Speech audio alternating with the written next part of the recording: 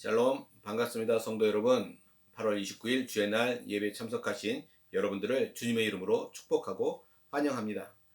이번 주도 역시 인터넷으로 예배를 드리게 되었습니다. 그러나 예배에 집중하셔서 하나님 앞에 우리 귀한 예배를 올려드릴 수 있기를 바랍니다. 자, 오늘 우리가 읽을 하나님의 말씀은 잠언 28장 19절에서 28절까지의 말씀입니다. 잠언 28장 19절에서 28절까지의 말씀, 우리 같이 한 목소리로 합독하도록 하겠습니다. 시작. 자기의 토지를 경작하는 자는 먹을 것이 많으려니와 방탕을 따르는 자는 궁핍함이 많으리라. 충성된 자는 복이 많아도 속히 부하고자 하는 자는 형벌을 면하지 못하리라. 사람의 낯을 보아주는 것이 좋지 못하고 한 조각 떡으로 말미암아 사람이 범법하는 것도 그러하니라. 악한 눈이 있는 자는 재물을 얻기에만 급하고 빈궁이 자기에게로 임할 줄은 알지 못하느니라. 사람을 경책하는 자는 혀로 아첨하는 자보다 나중에 더욱 사랑을 받느니라. 부모의 물건을 도둑질하고도 죄가 아니라 하는 자는 멸망받게 하는 자의 동류니라. 욕심이 많은 자는 다툼을 일으키나 여호와를 의지하는 자는 풍족하게 되느니라. 자기의 마음을 믿는 자는 미련한 자요 지혜롭게 행하는 자는 구원을 얻을 자니라.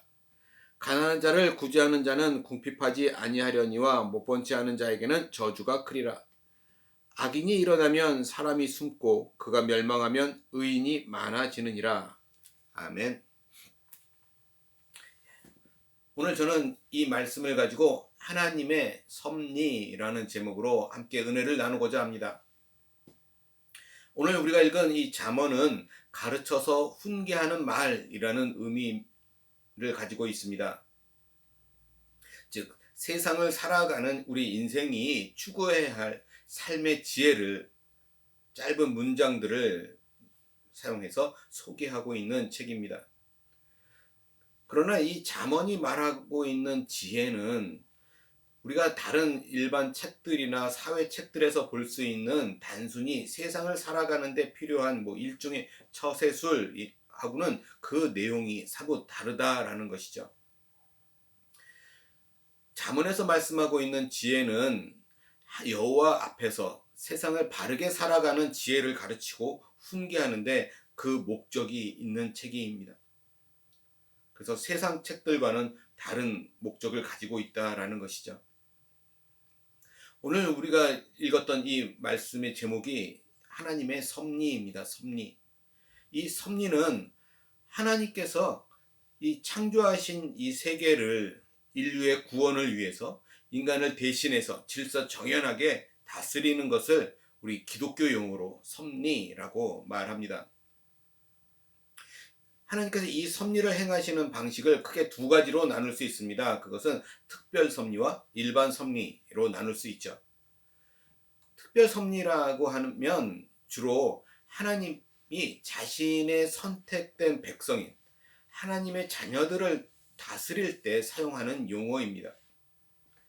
하나님은 이 특별 섭리를 통해서 하나님을 믿는 저와 여러분, 우리들의 기도도 들어주시고 우리들을 고통에서도 구하시고 또 위험으로부터 보존하십니다. 믿는 사람들은 이 특별 섭리를 통해서 하나님의 살아계심과 하나님의 은혜와 하나님의 긍휼하심을 확인할 수 있게 되고, 그래서 더욱더 눈에 보이지 않는 하나님을 눈에 보이는 분처럼 믿을 수 있고 사랑할 수 있게 하는 것이죠. 그러나 하나님은 하나님의 백성인 우리들만 다스리는 것이 아니라 하나님을 믿지 않는 사람들도 다스리신다라는 것이죠. 하나님을 믿지 않는 사람들이 이 사실을 인정하든 인정하지 않든 그것은 중요하지 않습니다. 성경은 하나님께서 이 모든 만물의 창조자이시기 때문에 만물과 모든 사람들을 다스리신다라고 분명하게 말씀하고 있습니다. 이렇게 하나님을 믿는 사람뿐만 아니라 하나님을 믿지 않는 자들도 다스린다라고 말할 때 우리는 이런 것들을 일반 섭리라고 말합니다. 하나님께서는 이 일반 섭리를 통해서 믿는 자뿐만 아니라 믿지 않는 자들에게도 동일한 은혜를 주시는 것들이 분명히 있다라는 것이죠. 마태복음 5장 45절에 보면 예수님께서 이렇게 말씀하십니다. 이같이 한즉 하늘에 계신 너희 아버지의 아들이 되리니 이는 하나님이 그 해를 악인과 선인에게 비추시며 비를 의로운 자와 불의한 자에게 내려주심이라. 하나님을 당신을 믿는 사람들에게만 해와 비를 주는 것이 아니라 비록 당신을 믿지 않는 불신자들에게도 긍휼을 베푸셔서 똑같이 해와 비를 주신다라고 말씀하고 있어요. 그래서 믿는 사람들도 믿지 않는 자들도 모두 동일한 자연의 혜택을 누릴 수 있게 되는 것이죠. 하나님이 창조하신 이 모든 것들을 다스리시는 것을 우리가 섭리라고 말씀드렸습니다. 또 특별히 하나님께서 우리 인간들을 다스리실 때는 또 자연 법칙뿐만 아니라 도덕 법칙으로도 인간들을 다스리십니다. 자연은 자연 법칙에 의해서 다스려지지만 우리 사람들은 이러한 자연 법칙과 더불어 도덕 법칙으로 다스려집니다. 왜냐하면 우리 사람들은 하나님의 형상을 닮은 도덕적인 인격체로 창조되었기 때문에 그렇습니다. 하나님은 그가 믿는 사람이든 믿지 않는 사람이든 그가 하나님의 형상을 가진 인격체이기 때문에 자연 법칙과 도덕 법칙이라는 이 두 가지 법칙을 가지시고 다스리신다라는 것이죠. 다른 무생물과 동식물과는 달리 인간에게만 유독 이 도덕 법칙을 추가하고 있다라는 것은 우리 인간이 그만큼 다른 것들과 비교해서 매우 특별한 존재라는 것을 보여주고 있는 것입니다. 이렇게 자연 법칙과 도덕 법칙이 믿는 사람에게든 믿지 않는 사람에게든 똑같이 적용되기 때문에 설명될 수 있는 것들이 분명히 있습니다. 예를 들면 부지런한 사람은 게으른 사람보다 많은 보상이 따릅니다. 그렇죠? 이것은 믿는 자든 믿지 않는 사람이든 동일합니다. 믿는 사람이라고 해서 특별한 게 없고 믿지 않는 자라고 해서 덜 특별할 게 없습니다. 그래서 열심히 일한 믿지 않는 자가 열심히 일하지 않는 믿는 사람보다 더 잘 살 수 있는 것이죠. 그죠? 열심히 일하면 그가 불신자라 할지라도 많은 것들을 수확하게 될 것입니다. 비록 믿는 사람이라 할지라도 열심히 일하지 않는 자는 빈궁할 수밖에 없다라는 것이죠. 이것이 동일한 자연 법칙이기 때문에 동일하게 적용되는 것입니다. 또 하나의 예를 들면 믿는 사람이든 믿지 않는 사람이든 선한 일을 하면 양심의 자유함이 생깁니다. 반대로 믿는 사람이든 믿지 않는 사람이든 나쁘고 악한 일을 할 때 양심의 가책을 느끼게 되는 것이죠. 믿는 사람이라고 해서 더 특별할 게 없고 믿지 않는 자라고 해서 덜 특별할 것이 없는 것입니다. 믿는 사람이든 믿지 않는 사람이든 가리지 않고 동일한 보상이 뒤따르는 것을 우리는 주위에서 얼마든지 볼 수 있습니다. 이러한 양심을 통해서 일반 사람들도 도덕 법칙이 있음을 알 수 있게 되는 것이죠. 그런데 오늘 잠언의 본문을 살펴보면 우리가 상식선에서 그죠? 일반적인 생각선에서 생각해봐도 그렇게 특별할 것이 없습니다. 19절 말씀을 보시면 이렇게 얘기하죠. 자기의 토지를 경작하는 자는 먹을 것이 많으려니와 방탕을 따르는 자는 궁핍함이 많으리라. 이 말씀을 보면 개미와 배짱이라는 우화가 생각이 납니다. 또 잠언 12장 11절에도 비슷하게 이렇게 이야기하죠. 자기의 토지를 경작하는 자는 먹을 것이 많을거니와 방탕한 것을 따르는 자는 지혜가 없느니라 라고 말합니다. 자기의 토지를 경작하는 자, 그 사람은 어떤 사람입니까? 자신의 밭을 갈고 씨를 뿌리고 김을 매는 그런 수고를 하는 사람을 말하죠. 즉 자기의 일터에서 부지런히 일하는 사람을 가리킵니다. 그런 사람은 먹을 것이 많을 것입니다. 사람은 자기가 수고한 만큼 거둘 것입니다. 많이 수고하면 수확이 많을 것이고 적게 수고하면 수확이 적을 것입니다. 이처럼 사람은 부지런히 자기 일을 해야 하는 것이 하나님의 뜻이기도 한 것이죠. 창세기 3장 19절에 보면 이렇게 말씀합니다. 내가 흙으로 돌아갈 때까지 얼굴에 땀을 흘려야 먹을 것을 먹으리니 내가 그것에서 취함을 입었음이라. 너는 흙이니 흙으로 돌아갈 것이니라 하시니라. 이 말씀은 첫사람인 아담과 하와의 타락 이후에 사람들은 자신의 얼굴에 땀이 흘러야 식물을 먹을 수 있게 되었습니다. 또 하나님께서는 출애굽기 20장 9절에서도 이렇게 말씀하십니다. 엿새 동안은 힘써 내 모든 일을 행할 것이나, 그렇죠? 엿새 동안은 우리가 열심히 일해야 된다라고 말씀하고 있는 것이고 마지막 7일째 되는 날은 안식하라고 말씀하신 것이죠. 자, 오늘 또 본문 20절의 말씀을 보면 이렇게 이야기합니다. 충성된 자는 복이 많아도 속히 부하고자 하는 자는 형벌을 면하지 못하리라. 이 말씀 또한 우리의 경험을 통해서 충분히 알 수 있는 것입니다.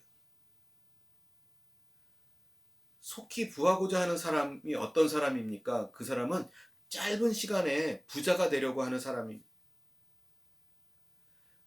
그런 사람들은 정상적인 방법이 아니라 편법과 위법, 그런 방법들을 쓰려고 하기 때문에 나중에 형벌을 받는 것이 당연한 순리라는 것이죠. 굳이 성경 말씀이 아니어도 우리는 이러한 것들을 일반적으로 알아왔고 세상 속에서 통용되는 진리라는 것을 우리는 알고 있습니다.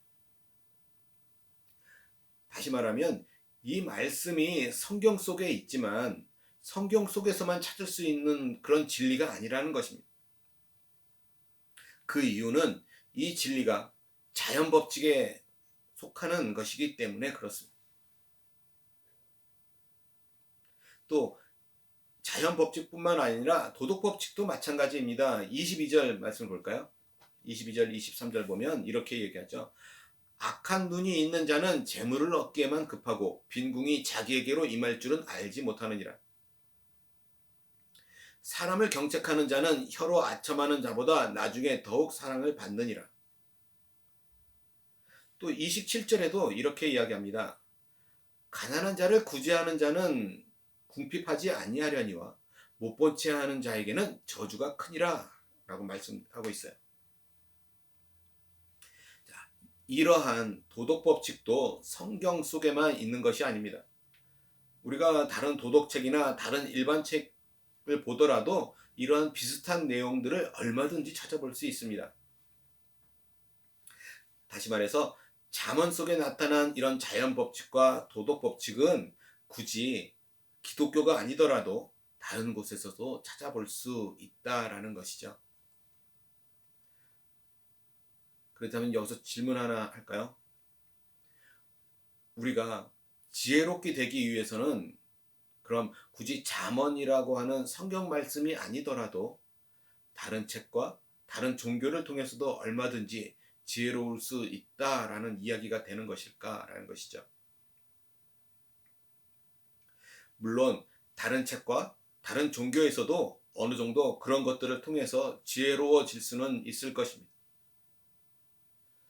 그러나 어떤 책과 어떤 종교도 자연 법칙과 이 도덕 법칙의 근원을 직접적으로 제시하고 있지는 못하다라는 것이죠. 오직 성경만이 모든 자연 법칙과 이 도덕 법칙의 근원자로 하나님을 말씀하고 있는 것입니다. 우리가 잠언을 읽으면서 주의해야 할 것이 있다면 지혜롭게 되기 위해서 나와 있는 수많은 이 잠언의 구절들, 그 겉면만을 봐서는 안 된다라는 것입니다. 다시 말씀드리면 그것을 기계적으로 읽어서는 안 된다라는 것입니다.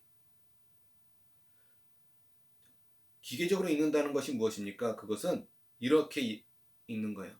먹을 것이 많으려면 부지런해야 되겠구나. 아첨을 하는 것은 좋지 않으니까 하지 말아야 되겠다.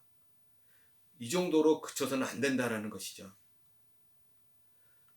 우리가 잠언을 읽을 때 왜 부지런하면 배부르게 되고 왜 아첨을 하면 좋지 않은 결과가 나오는지를 생각해야 되고 도대체 그 뒤에는 무엇이 있기에 이러한 자연 법칙과 도덕 법칙이 움직이고 있는가까지 생각해야 된다라는 것입니다. 도대체 이 자연 법칙과 도덕 법칙은 어떻게 존재하게 된 것이고 이 법칙들을 움직이는 힘의 근원은 무엇인가까지 생각해 보아야 한다라는 것입니다. 잠언을 포함해서 성경은 분명히 말씀하고 있습니다. 이러한 모든 것을 가능하게 하는 것은 하나님이시다라는 것이죠. 왜냐하면 하나님께서 이 모든 만물을 다스리시는 주관자이시기 때문에 그렇습니다. 잠언은 지혜가 좋다는 것을 말하고 그러기에 지혜를 찾고 지혜로워져야 될 것을 말씀하고 있습니다.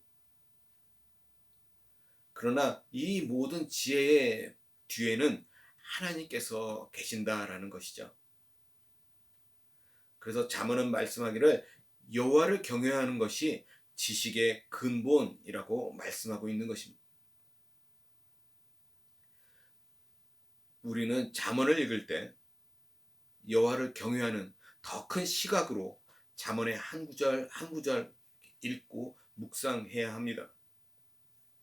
자연 법칙과 도덕 법칙으로 섭리하고 계시는 하나님을 참으로 경외하게 될 때 우리는 그 자연 법칙과 도덕 법칙을 하나님을 경외하는 마음으로 받아들일 수 있게 되는 것이죠. 잠언을 단순히 도덕적인 윤리나 상투적인 문구가 아니라 하나님을 경외하는 마음으로 읽을 때 저와 여러분들은 지혜롭게 될 것입니다. 사랑하는 성도 여러분, 하나님을 경외하면서 사시기 바랍니다. 날마다 태양의 빛에 의해서 살아가고 공기를 마셔야 살아가고 자기가 만든 것이 아닌 것의 혜택을 누리며 살고 있는 우리는 그 모든 것이 하나님이 창조하신 것임을 믿는 사람입니다. 그런데 우리가 그런 하나님을 경외하지 않으면 그것은 자기의 삶 자체를 부정하고 있는 것과 같다라는 것이죠. 간절히 바라기는 우리의 하루하루를 하나님을 경외하며 아름답게 살아가기를 주님의 이름으로 간절히 소원합니다. 기도하겠습니다. 하나님 아버지 감사합니다.